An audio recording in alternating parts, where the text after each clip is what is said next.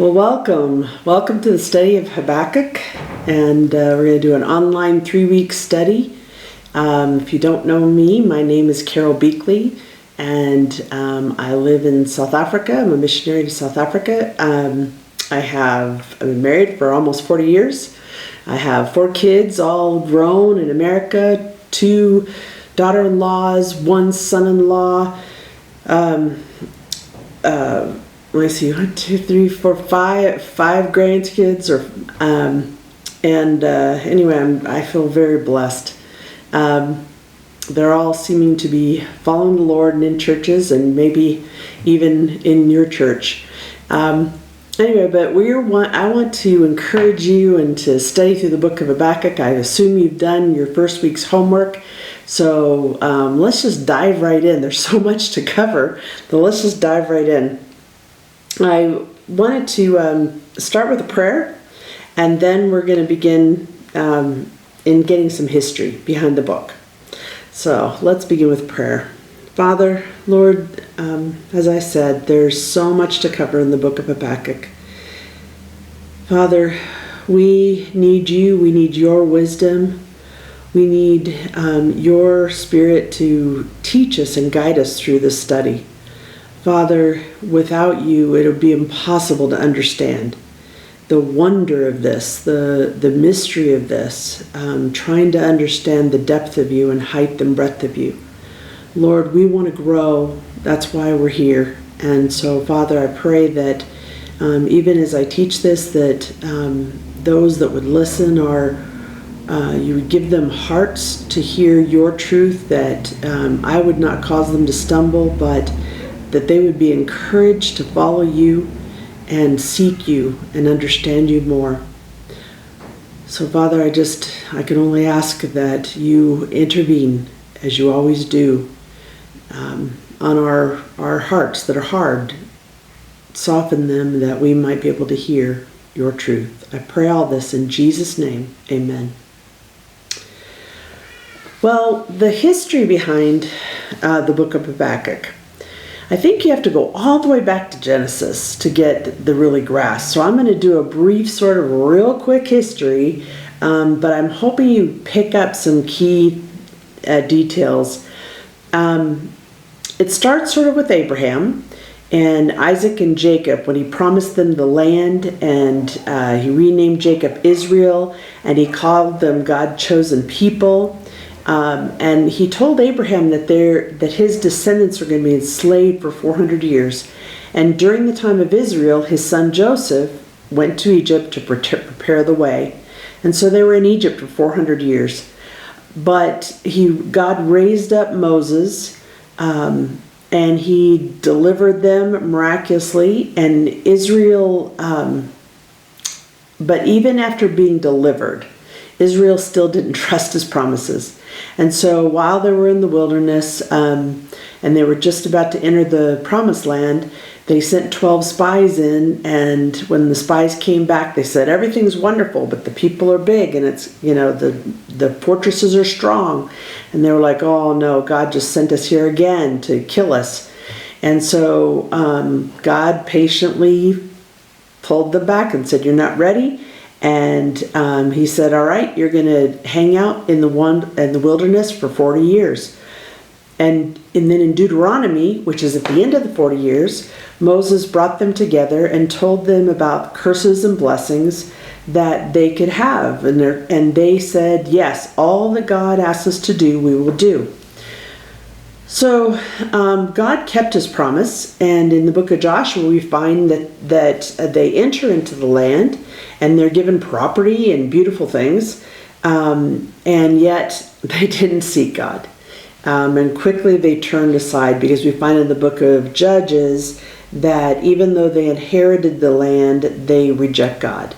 But God is very patient with them, and they want to go their own way, and God says no, but they go their own way anyway, and then God sends various people to come in and either conquer them for a little while, or put pressure on them, or taxes, or that type of thing. And then he would raise up what's called a judge or someone to help them to get out of their circumstances. God was patiently walking them through, even though everyone did what was right in their own eyes, but they weren't really seeking God or what He wanted. And they rejected God's rule. So then they asked for a king. And they said, Lord, we want a king. We want a king like all the other kingdoms. We don't want to be under your rule anymore. We want to have a king that rules us. So God patiently allowed them to have kings. Well, they rarely followed God under the kings. Even some of the kings allowed false worship, and some of them even encouraged it. But God patiently sent prophet after prophet to try to warn them. He finally sent, the kingdoms finally split, and God used the northern kingdom. They never followed God, but He patiently allowed the Assyrians to come down and take the northern kingdom away because they weren't following God. Well, the southern kingdom should have said, wow, this is a wake-up call. But they continued to follow false gods and didn't follow God. Well, I want to summarize the last little bit of the time of the kings. There was Hezekiah who followed God, but he made a deal with the Babylonians. And he said, hey, why don't you guys protect us against Egypt? Well, why not use God? He's been protecting them all along. He delivered them. But no, we're constantly trying to make man-made ideas to fix our problems. And then his son Manasseh, oh man, he did so much evil in the sight of the Lord. He worshipped heaven, he practiced witchcraft, he built altars, he set up idols in the house of the Lord. And he offered his children as sacrifice. It's said that history tells us that the prophet Isaiah was during the time of Manasseh. And Manasseh pursued him to try to kill him. And Isaiah hid in a tree. And Manasseh sealed the two ends and then sawed Isaiah in two. Jeremiah said this about the time of Manasseh. In Jeremiah 15:4, he said, I will make them an object of horror among all the kingdoms of the earth because of Manasseh, the son of Hezekiah, the king of Judah, for what he did in Jerusalem. So God was saying, you know what? We're done now. You have been constantly going the wrong way, and we're done now. And Amnah, his son, he reigned for 2 years. He also did evil. He didn't humble himself before the Lord. But there was one last good king. That's the good news. The one last good king was named Josiah, and he reigned 31 years. And when he heard the law, he repented, and he said, oh, we have not been following what we said. We read in Deuteronomy the law and the blessings and the curses, and he says, no wonder we're having so much trouble. And he tried to seek after God. So Josiah was the last really good king that was following the Lord. But Habbabuk was actually during the tail end of Josiah's time. But when Josiah died, he had two sons that were not seeking God. The one was, the oldest was Jehoiakim, and then the younger was Jehoiaz. But the people made Jehoiaz the king. That's sort of interesting. But the reason why is Jehoiaz wanted to follow Babylon and not Egypt. And so the people liked that idea because Babylon was farther away. And so they're like, that sounds like a better plan. Let's keep with Babylon. And so they made the younger brother the king because the older brother was aligning himself up with Egypt. Well, 3 months later, Egypt came and they took that younger brother and brought him to Egypt. So he no longer reigned. Then Jehoiakim, the one that wanted to line himself up with Egypt, he became king. And he became king for 11 years. Now that's during the time of Habbabuk. And he was not honoring God or humbling himself before God at all. And after about 4 years of his reign, he rebelled against Babylon. But Babylon came and overtook them. And that's what we call the first deportation. You might have heard that before. But what it means is when Nebuchadnezzar came and he said, you're not paying taxes, and Jehoiakim had to humble himself because Babylon was there, Nebuchadnezzar was there. And so he took Daniel and several of the king's choice people and some choice things, and he brought them back to Babylon. Well, Jehoiakim reigned another 7 years after that, but he died.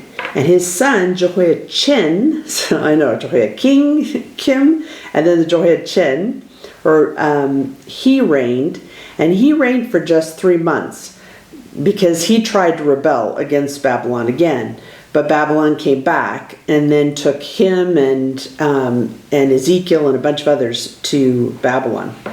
Ultimately, Zedekiah, his uncle, reigned 11 years, and because they put him in charge. And at the end of that, they totally wiped out Israel. It was taken to Babylon.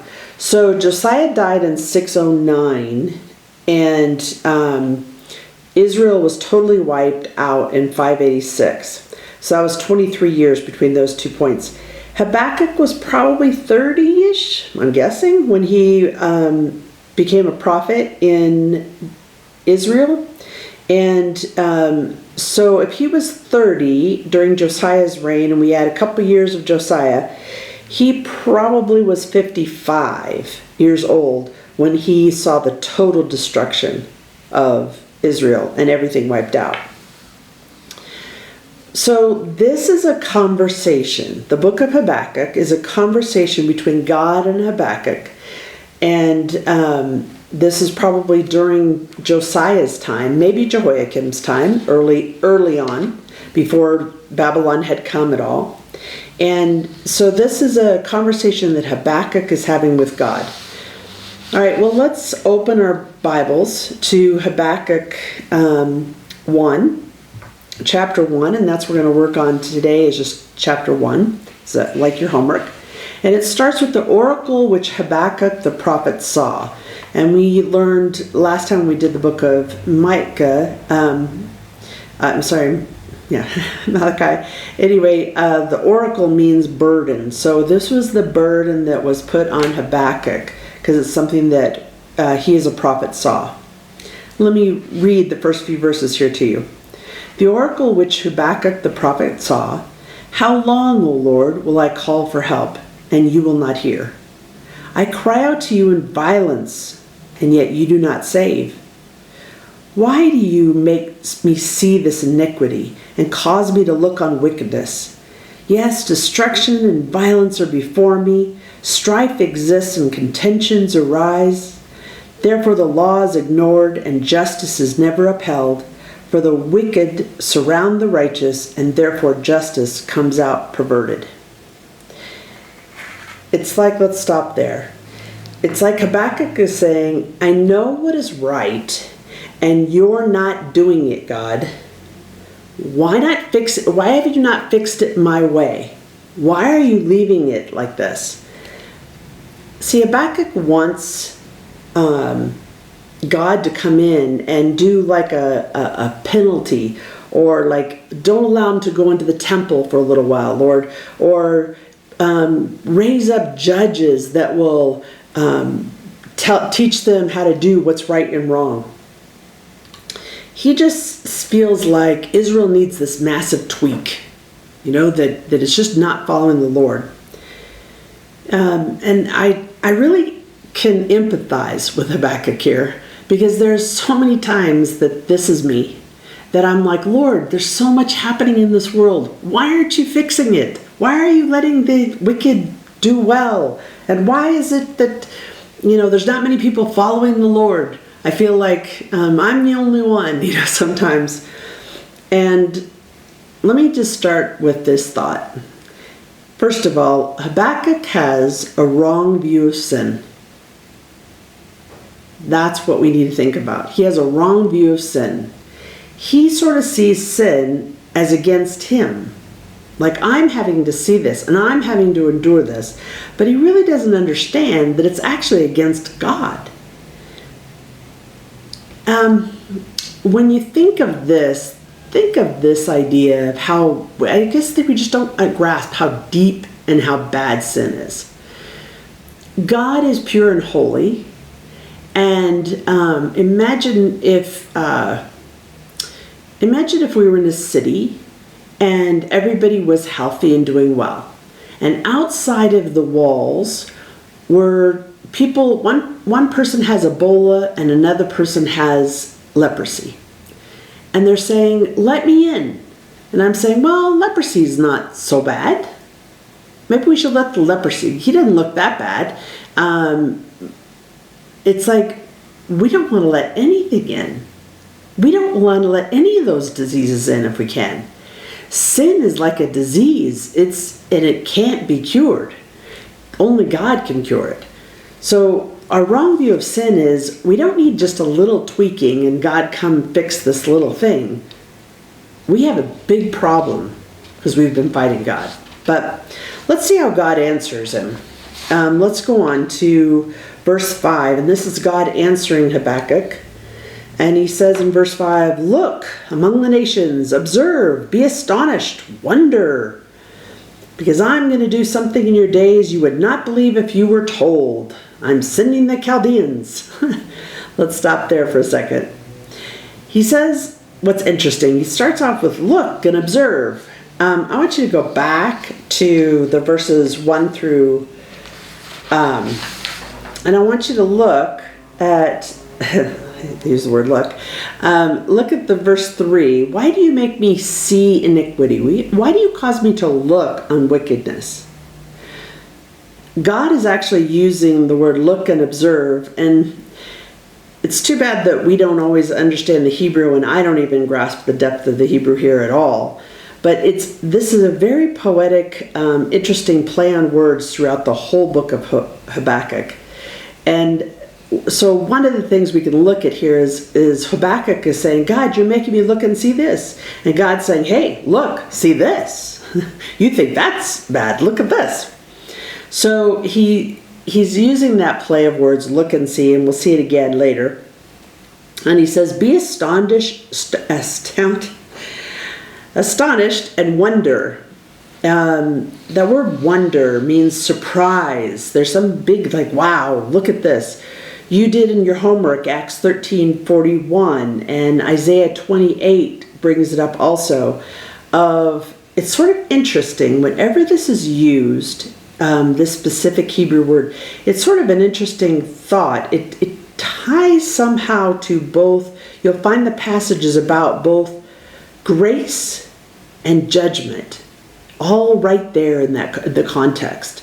Is you'll find God's planning on giving grace, but he's also planning on giving judgment. And everybody's going to be so surprised.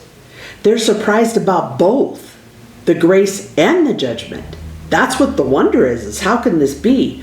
The judgment from God is on his own people, not all Israel is Israel. God is going to judge sin. Habbabuk is saying, Habbabuk, what God's saying to Habbabuk is he's saying, you think you know me, Habbabuk, but you don't. You're going to be astonished and wonder because you don't really know who I am. God's plan, his mystery, the plan of God, the point is that we don't understand the depth of his grace. And we have no idea about the severity of the judgment on sin.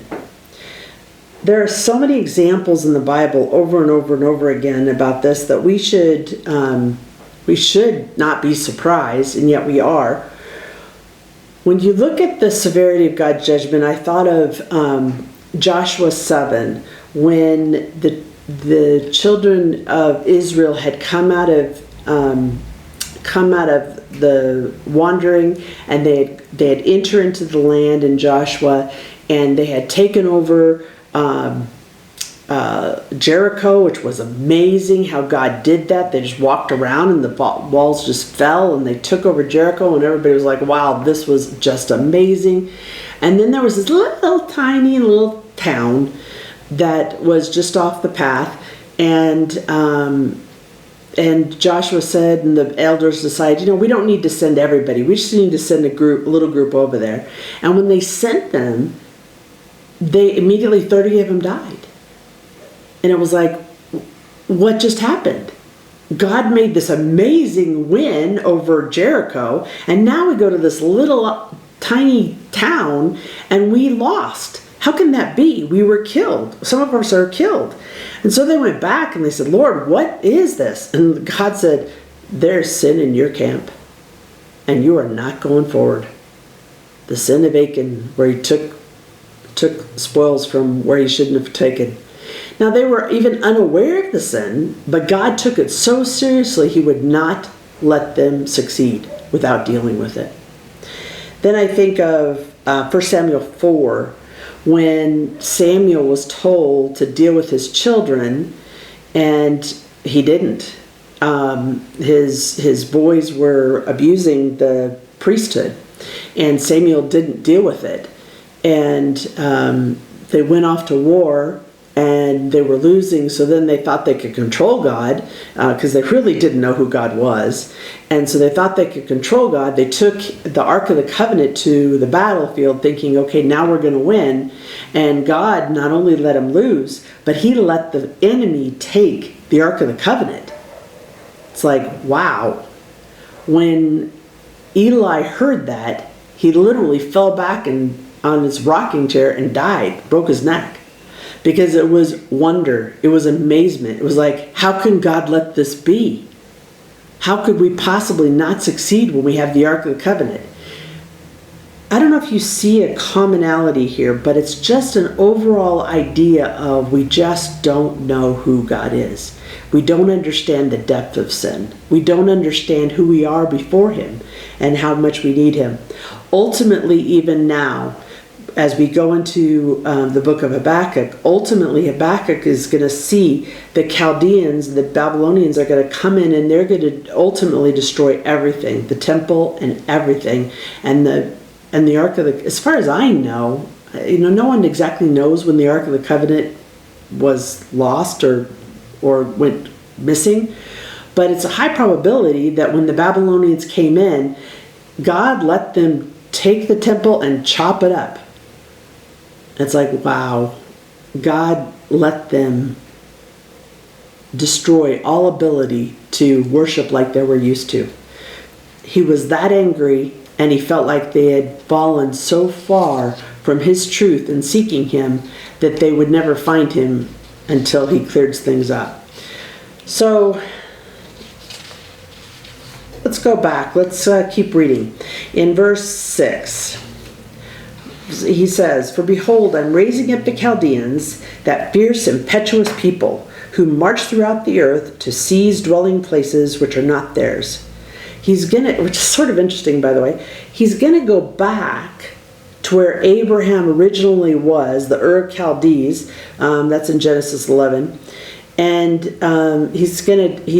those people are gonna actually come and wipe them out. Just sort of interesting that he would use that location.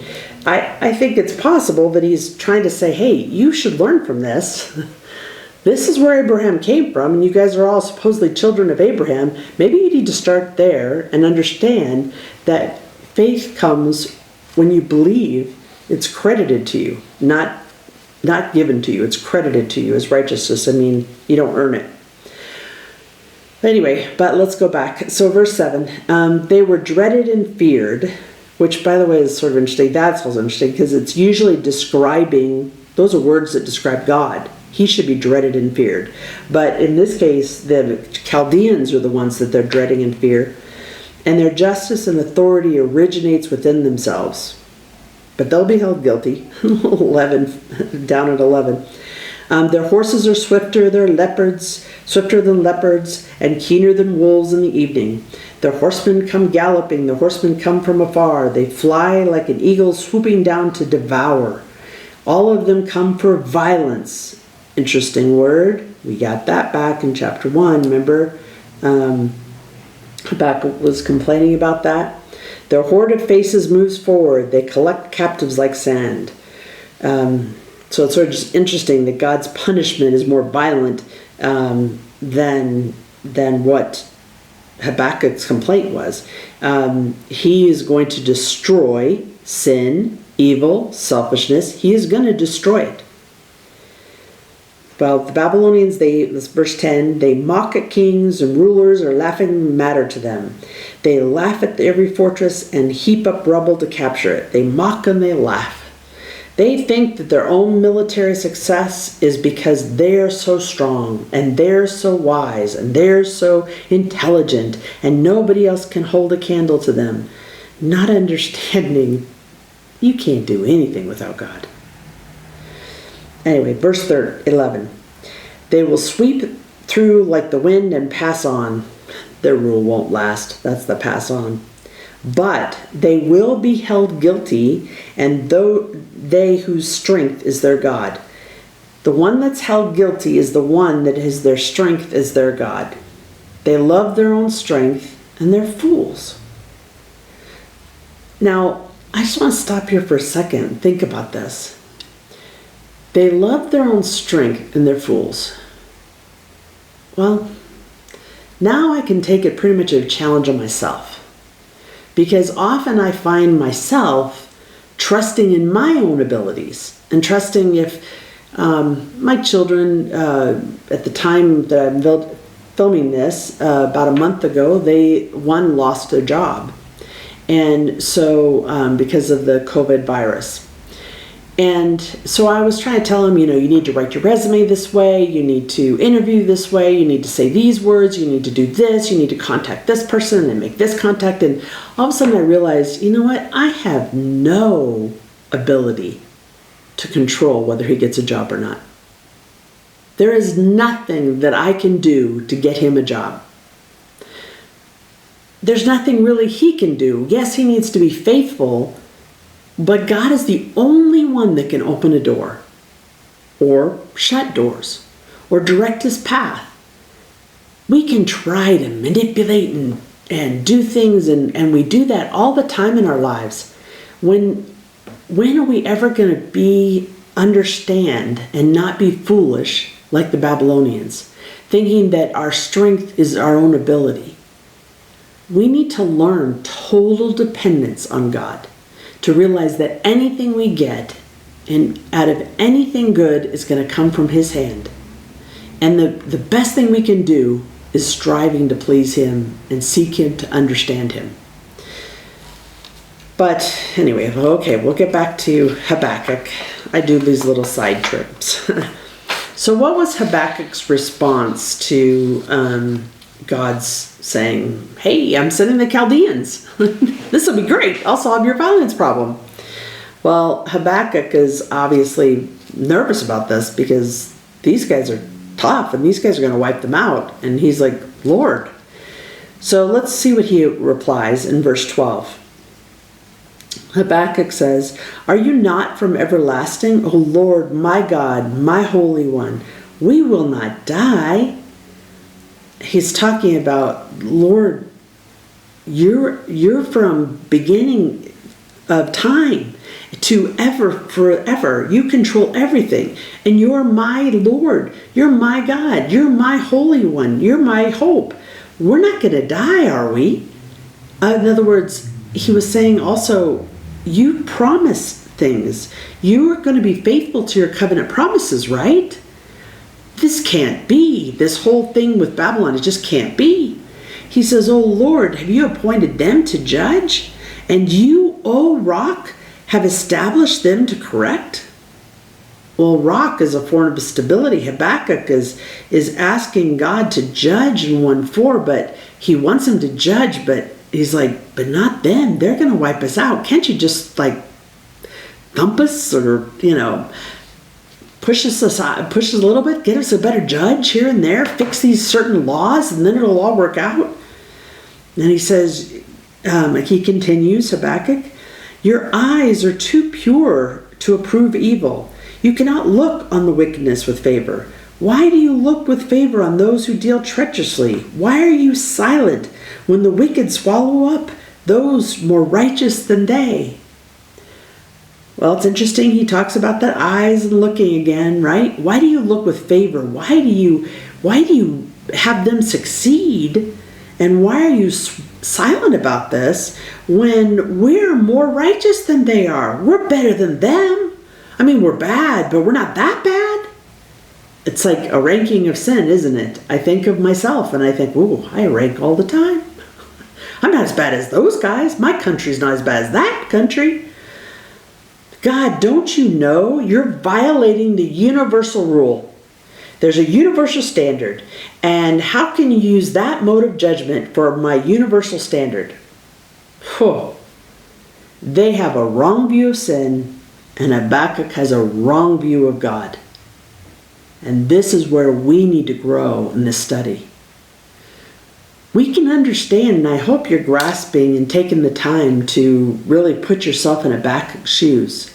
We can understand what Habakkuk, how he feels.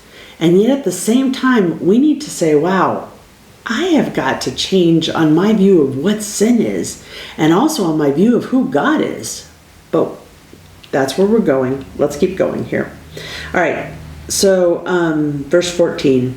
God, why have you made men like fish of the sea, like creeping things without a ruler over them? The Chaldeans bring all of them up with the hook, drag them away with their nets, gather them together in the fishing nets. Therefore they rejoice and are glad. Therefore they offer a sacrifice to their nets. They burn incense to their fishing nets, because through these their catch is large, their food is plentiful. Will they therefore empty their net and continually slay nations without sparing? God, why are you letting the wicked, they don't even worship you. We at least worship you. We at least go to the temple. We at least do these things like that you're asking, we're trying to follow Yahweh. We're trying to follow you, right? And yeah, we're sinning along the way, but that's just a little rebuke. I mean, these guys, they aren't even trying to follow you. They're worshiping themselves. That's how he's ranking. He says, these guys are arrogant. They're prideful.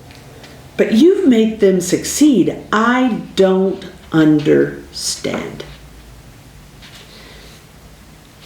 That's the end of chapter 1. Where Habakkuk leaves it in chapter 1 with, I don't understand. How can you let a people that don't even follow you succeed? And though the country that's supposed to follow you, okay, you're right, God, we're not following you well, we're doing violence. Yes, we're worshiping other false gods, but not all the time. We do both. I mean, we're using your name. We're praying to you sometimes. I mean, we're not that bad. Why are you letting them succeed? Well, I hope you have put yourself in that place. Because that is the tension that we need to be as we study the rest of Habakkuk. We need to grow like Habakkuk needs to grow. We need to prepare ourselves like Habakkuk is going to prepare himself.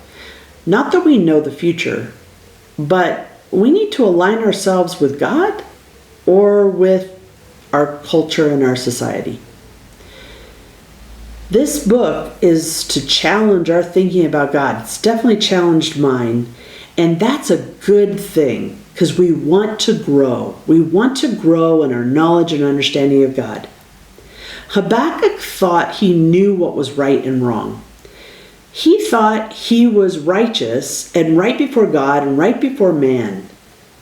Boy, that sounds pretty self-righteous, doesn't it?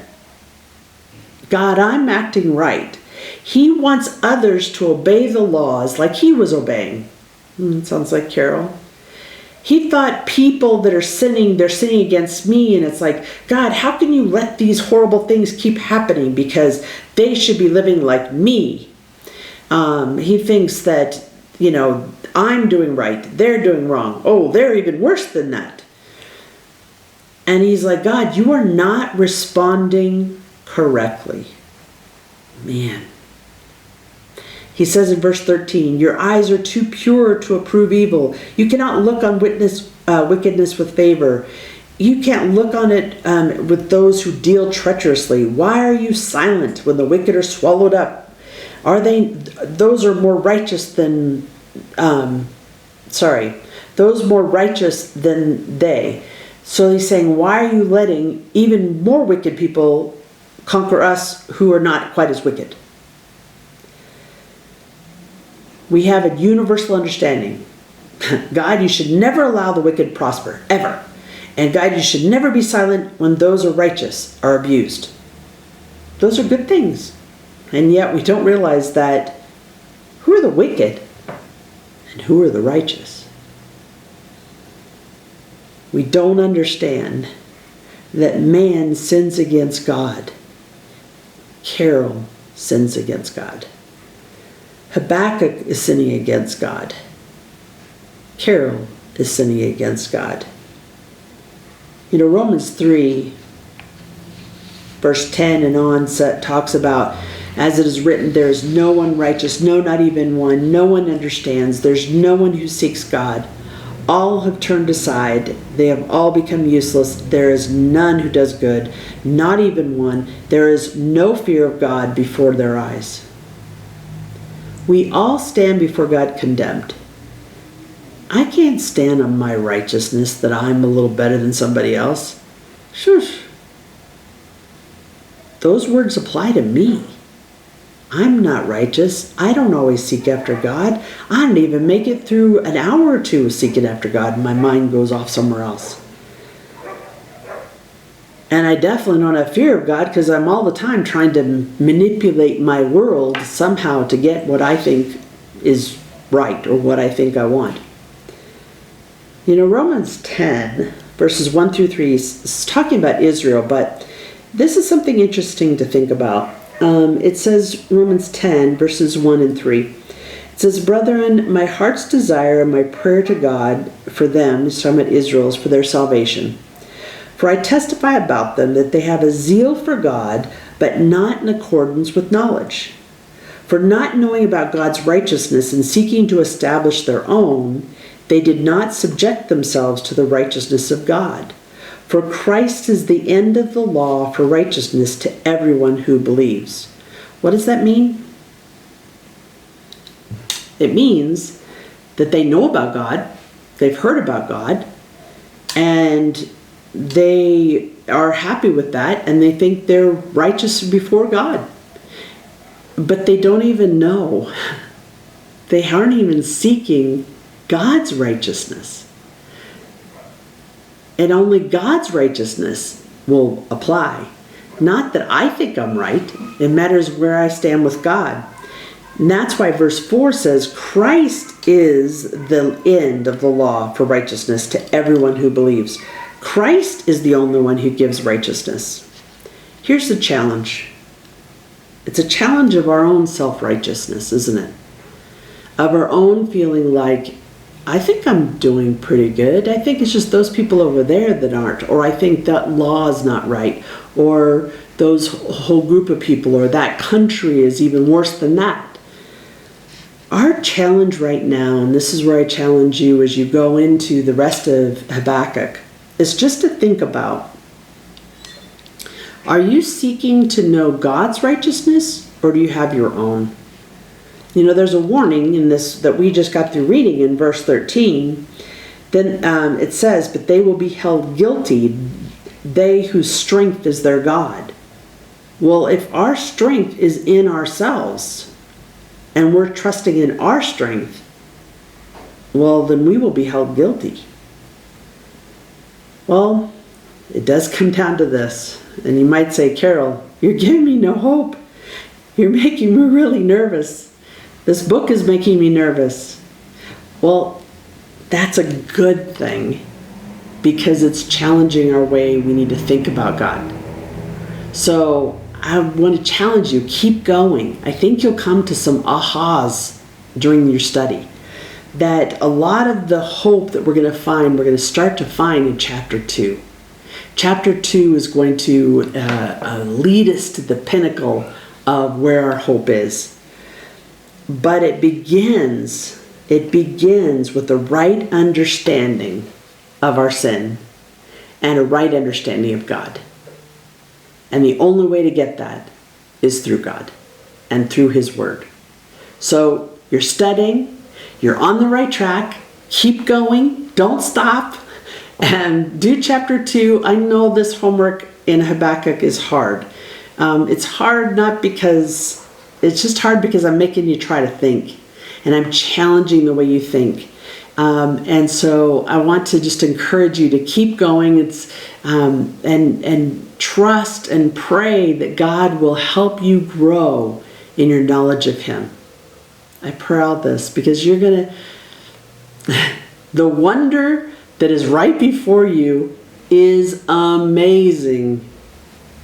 And we will all marvel at the depth of His grace and the depth of His judgment of sin. Both are tied together. Anyway, keep going. I'll see you next week.